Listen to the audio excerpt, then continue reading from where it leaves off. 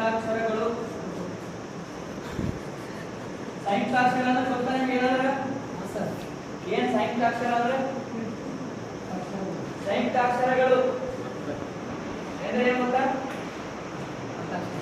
ಒತ್ತಾಕ್ಷರಗಳು.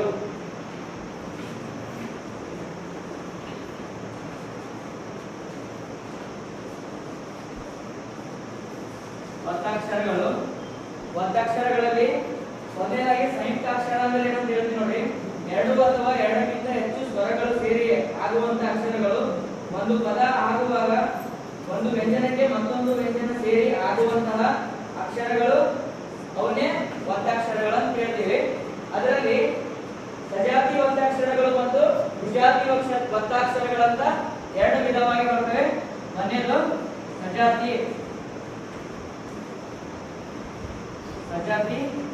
ಒತ್ತಾಕ್ಷರ.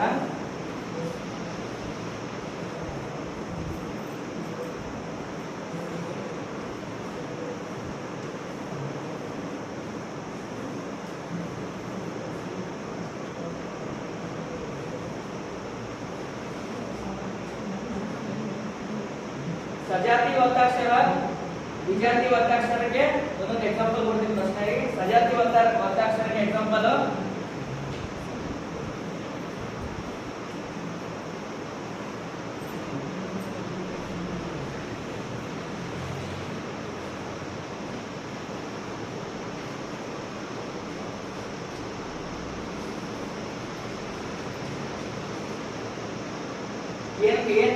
ಏನು ಕಾಣಿಸಕತ್ತದೆ ಮಕ್ಕಳಲ್ಲಿ? ಸರ್ ಒಂದೇ ಜಾತಿಯ ಅಕ್ಷರಕ್ಕೆ ಅದೇ ಜಾತಿಯ ಅಕ್ಷರ ಓದ್ತೀರಾ ಒಂದ್ಸಲ? ಅಕ್ಕ, ತಮ್ಮ, ಅಮ್ಮ. ಅಂದ್ರೆ ಸಜಾತಿ ಒತ್ತಾಕ್ಷರ ಅಂತಂದ್ರೆ ನೋಡಿ, ಕ ಪ್ಲಸ್ ಕ ಇಜಿಕೊಂಡು ಖ ಅಂದ್ರೆ ಇದ್ರ ಒತ್ತಾಕ್ಷರನೇ ಇದಕ್ಕೆ ಬಂತು ಅಂದಾಗ ನಾವು ಇದೇನಂತೀವಿ? ಅಕ್ಕ, ತಮ್ಮ, ಅಮ್ಮ, ನಿಮ್ಮ, ತಮ್ಮ. ಏನ ಅದಕ್ಕೆ ಒತ್ತಕ್ಷರ ಬರುತ್ತಲ್ಲ, ಮೊದಲ ಒತ್ತಕ್ಷರ, ಪ ಒತ್ತಕ್ಷರ, ಜ ಒತ್ತಕ್ಷರ, ಇವಕ್ಕೆ ಏನಂತೀವಿ ನಾವು? ಸಜಾತಿ ಒತ್ತಕ್ಷರಗಳು. ಗೊತ್ತಾಯ್ತಾ ನಿಮಗೆ?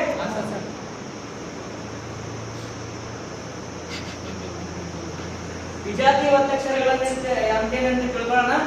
ವಿಜಾತಿ ಒತ್ತಕ್ಷರಗಳಂತ ನಾನು ಫಸ್ಟ್ ಹೇಳ್ತೀನಿ. ವಿಜಾತಿ ಒತ್ತಕ್ಷರಗಳಂತಂದ್ರೆ ನಾವು ಅಕ್ಷರ ಒತ್ತಕ್ಷರ ಕೊಡ್ತೀವಿ. ಅಂದ್ರೆ ಸಂಸ್ಕೃತಿ ಅದೇ ಶಬ್ದಕ್ಕೆ ಈಗ ಏನ್ ಬಳಸ್ತಾ ಇದ್ದೀವಿ ಅಕ್ಷರಕ್ಕೆ ಬೇರೆ ಅಕ್ಷರದ ಒತ್ತಕ್ಷರಗಳನ್ನು ನೀಡುವುದೇ ವಿಜಾತಿ ಒತ್ತಕ್ಷರ. ಎಕ್ಸಾಂಪಲ್ ಏನಂತಂದ್ರೆ ಆಸಕ್ತಿ, ಪಠ್ಯ, ವಸ್ತು. ಆಸಕ್ತಿ, ವಸ್ತು,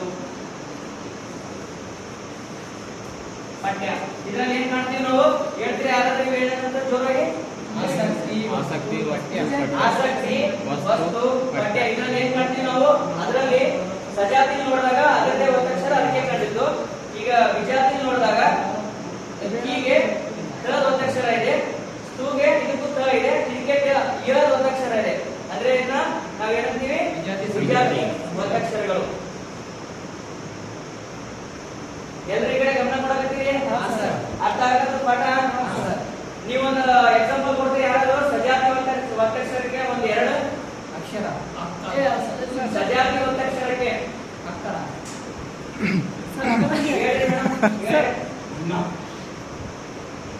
ಸಜಾತಿ ಒತ್ತಕ್ಷರಕ್ಕೆ ಒಂದು ಎರಡು ಎಕ್ಸಾಂಪಲ್ ಕೊಡಿ ನೋಡೋಣ. ತಮ್ಮ, ಗುಡ್. ಮತ್ತೆ ವಿಜಾತಿ ಒತ್ತಕ್ಷರಕ್ಕೆ ಆನ್ಸರ್ ಕೊಡಿ. ಗೌರ್ಯ, ಆರ್ಯ.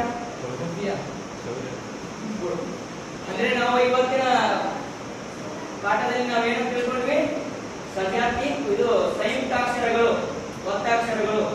ಅದರಲ್ಲಿ ನಾವು ಸಜಾತಿ ಒತ್ತಾಕ್ಷರ, ಸಜಾತಿ ಸಂಯುಕ್ತಾಕ್ಷರಗಳು, ವಿಜಾತಿ ಸಂಯುಕ್ತಾಕ್ಷರಗಳು ಅಂತ ತಿಳ್ಕೊಂಡ್ವಿ.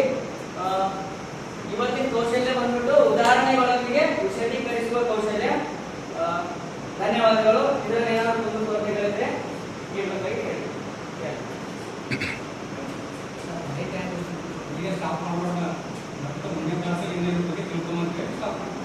ಹೆಚ್ಚಿನ ಅಧ್ಯಯನವನ್ನು ಮುಂದಿನ ಕ್ಲಾಸ್ನಲ್ಲಿ